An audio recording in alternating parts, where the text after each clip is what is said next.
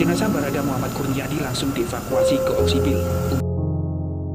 Tembak antara personel gabungan TNI Polri dan kelompok kriminal bersenjata kembali terjadi pada Minggu 26 September 2021 sekitar pukul 05.45 waktu Indonesia Timur di depan Mapolsek Kiwirok, Distrik Kiwirok, Kabupaten Pegunungan Bintang, Papua.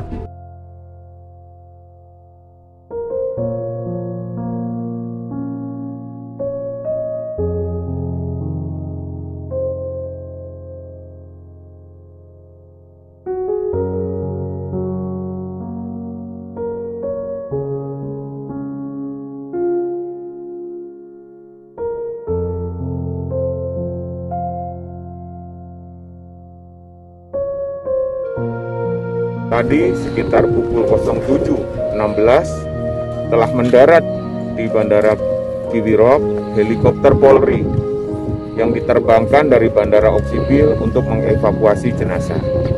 Dan pada pukul 07.43 heli berhasil mendarat di Bandara Oksibil. Selanjutnya jenazah kita semayamkan di RSUD Oksibil dan pada pukul 09.45 jenazah kita terbangkan ke Jayapura.